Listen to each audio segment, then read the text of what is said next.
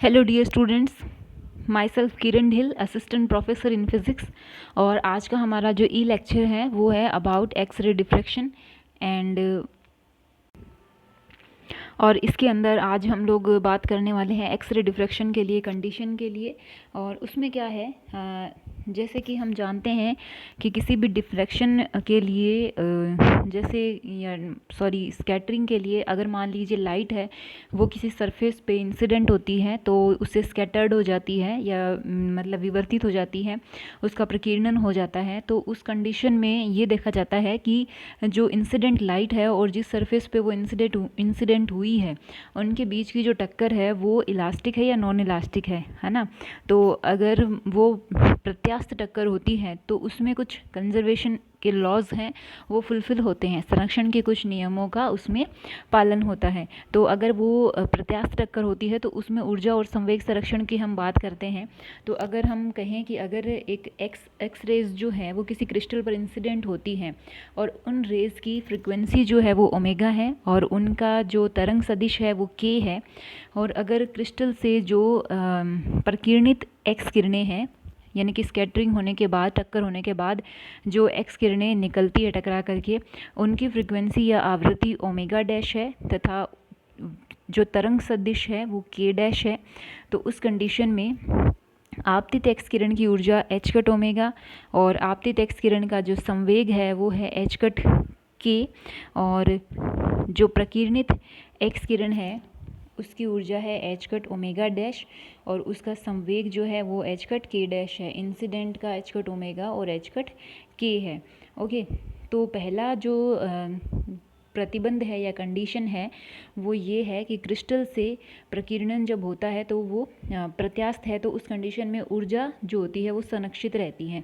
ऊर्जा संरक्षित रहती है मीन्स कि टक्कर से पहले ऊर्जा और टक्कर के बाद ऊर्जा जो है वो बराबर रहती है।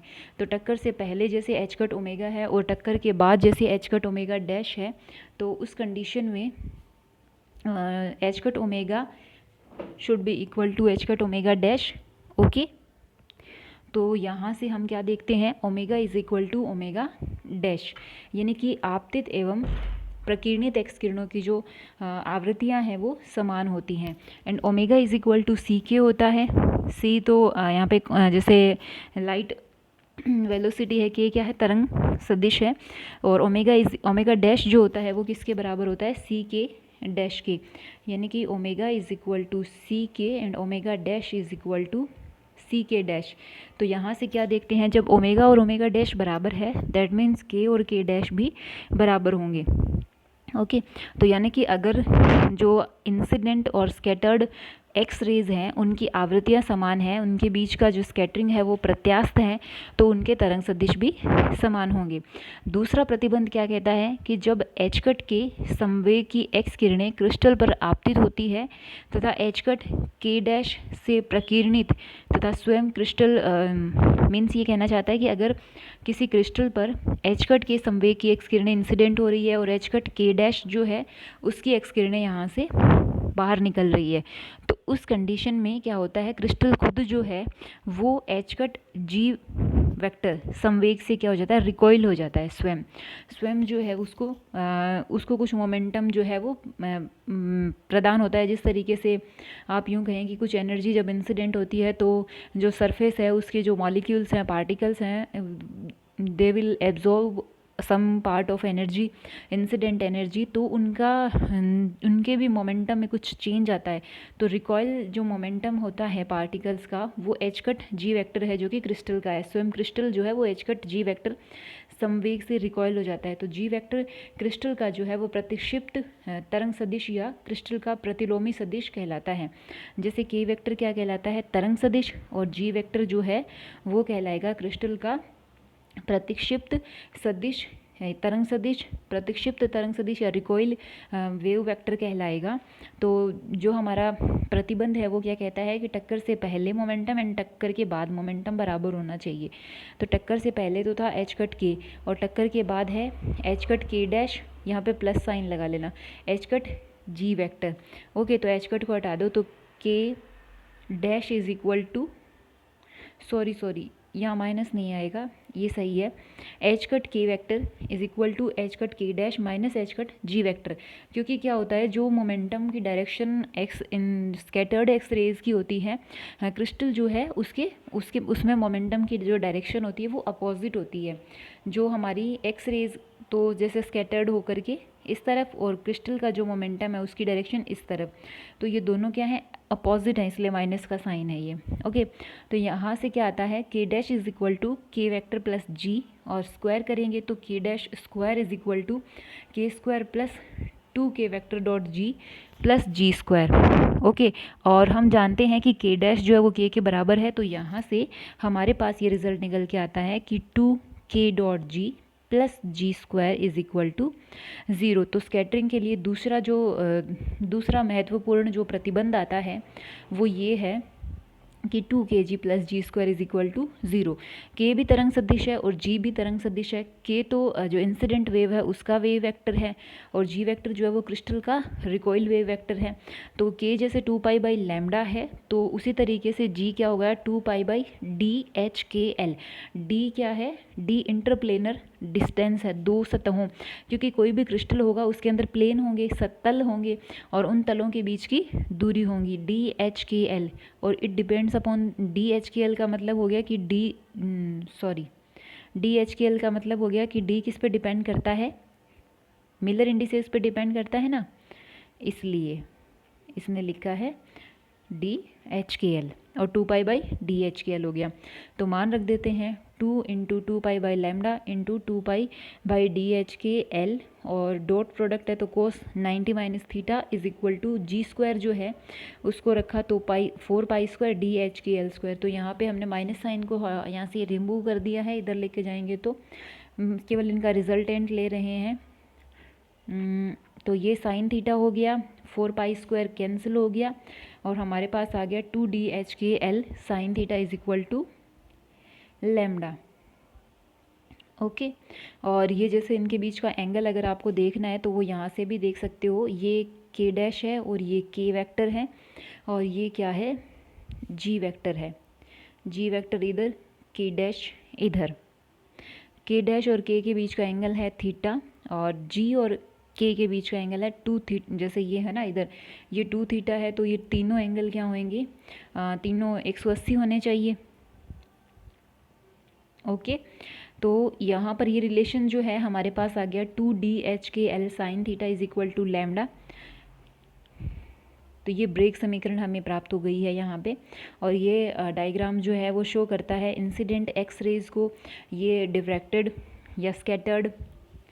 ओके, और ये क्रिस्टल स्वयं जो है वो minus H cut G vector से रिकॉइल हो जाता है। उसके बाद है चालक नियतांक ज्ञात करने की प्रायोगिक विधि।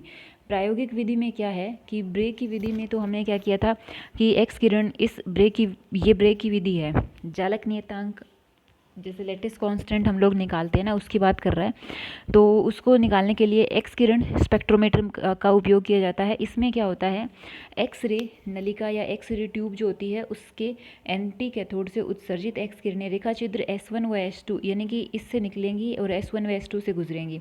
इधर एक घूमने वाली टेबल रखी हुई है जिस पे ये क्या है, क्रिस्टल रखा हुआ है। तो ये टेबल घूमती रहती है और इसके सामने रखा जो इसके ऊपर रखा जो क्रिस्टल है वो भी साथ के साथ घूमता रहता है। तो घूमने वाली टेबल की स्थिति जो है वो टेबल पर संलग्न वृत्ताकार पैमाने से ज्ञात की जाती है। क्रिस्टल से विवर्तित किरणें एक अन्य रेखा छिद्र S3 से गुजरती हुई आयनन कक्ष जो एक्स किरणों के संसूचक का कार्य करता है में प्रवेश करती है। यानी कि जब यहाँ से स्कैटर्ड होंगी तो ये S3 छिद्र है, इससे गुजरेंगी और यहाँ पे ये आयनन कक्ष है, इसमें प्रवेश करेगी। इसमें प्रवेश करेगी तो इनकी प्रेजेंस का कैसे पता लगेगा, हमने क्या किया, आयनाइजेशन चैम्बर या आयनन कक्ष के अंदर गैस भरी हुई है, तो जब एक्स किरणें इसमें प्रवेश करेगी तो वो उसको क्या कर देगी, आयनाइज्ड कर देगी, उसका आयनन कर देंगी। ओके, तो इस तरीके से एक्स किरणों का पता लगता है। और जब गैस का आयनाइजेशन होता है तो फ्री चार्ज कैरियर्स मिलते हैं। आयनाइज्ड होने का मतलब किसी में से इलेक्ट्रॉन निकलना, किसी का ग्रहण करना। ओके, तो उससे क्या होगा, करंट फ्लो होगा और आने वाली जो स्कैटर्ड जो लाइट है उसकी इंटेंसिटी का पता बहने वाली धारा से लगता है। जितनी तीव्रता की इंसिडेंट की जितनी तीव्रता की लाइट आयनाइजेशन चैम्बर में आएगी उतने ही ज़्यादा करंट जो है वो फ्लो करती है। हम जो ये आयनन कक्ष है ये वाला, इसको हम इस तरीके से व्यवस्थित करते हैं कि जो विवर्तित किरणें हैं वो सभी की सभी क्या है, आयनन कक्ष में प्रवेश करें। क्रिस्टल को हम लोग अति अल्प कोण के मान से शुरू करके धीरे धीरे घूमने वाली टेबल को घुमाया जाता है तथा प्रत्येक स्थिति में विवर्तित एक्स किरणों की तीव्रता नापी जाती है। पृष्ठ सर्पी कोण, ये वाला कोण थीटा, जैसे ये इंसिडेंट है और ये यहाँ पे क्रिस्टल रखा हुआ है तो इनके बीच का एंगल क्या है, थीटा।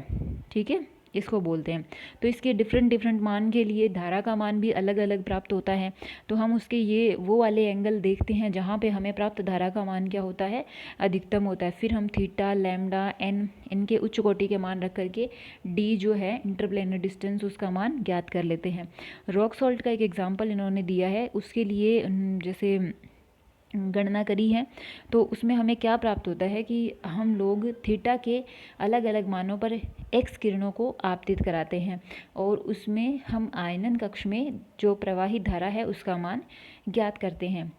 फिर पृष्ठ सर्पी कोण थीटा तथा आयनन धारा में ग्राफ खींचते हैं। ये ग्राफ जो है वो पृष्ठ सर्पी कोण थीटा और आयनन धारा के बीच का कर्व है उसको शो करता है। ब्रे की विधि से प्राप्त सोडियम क्लोराइड क्रिस्टल के प्रायोगिक परिणामों से ज्ञात होता है कि यदि पैलेडियम एंटी कैथोड का उपयोग करें तो 100, 110 तथा 111 क्रिस्टल तलों से प्रथम कोटि के, प्रथम मतलब n=1, ओके, और उच्चिष्ट जो परावर्तन है वो क्रमशः इन एंगल पर प्राप्त होता है, 5.9 degree, 8.4 degree and 5.2 degree. N का मान 1 रखना है और जो प्लेन है, जो तल हैं, जैसे D100, D110, तो इसमें हम क्या करेंगे, HKL का मान जैसे 100, HKL का मान 110 और HKL का मान जैसे 111 रख देंगे। ठीक है, उनके corresponding sine theta 1, sine theta 2, sine theta 3 हमारे पास जैसे ये 5.9, 8.4 और 5.2 दिए गए हैं उनके मान रखेंगे। तो ये इंटरप्लेनर डिस्टेंस जो है वो हमारे पास यहाँ पे आ जाती है। हर तरीके के जो घनीय आकृति हैं उसके लिए ये अनुपात जो है वो हमें प्राप्त हो जाता है। जालक नियतांक ज्ञात करने की ये प्रायोगिक विधि ब्रे की विधि जो है कहलाती है और इसमें इलेक्ट्रोमीटर का प्रयोग किया जाता है। इसके अंदर एक जगह इलेक्ट्रोमीटर लिखने में थोड़ी सी गलती हो गई है, जैसे इलेक्ट्रो यहाँ पे डैश लगा देना, ये इलेक्ट्रॉन नहीं है, इलेक्ट्रो और यहाँ से मीटर, इलेक्ट्रोमीटर है। ठीक है, तो बच्चों इसको अच्छे से स्टडी कर लेना आप लोग, कुछ प्रॉब्लम हो तो पूछ लीजिएगा और कंटिन्यू वीडियो देखते रहिए आप। अब जैसे थोड़ा थोड़ा कंटेंट ही प्रोवाइड करवा रही हूँ तो अगर बाद में जैसे लेंदी प्रोवाइड कराना पड़ा तो be ready for that and continue video देखते रहिए। कोई समस्या है तो पूछिए। खुश रहिए, स्वस्थ रहिए, अपना ख्याल रखिए और पढ़ते रहिए। धन्यवाद।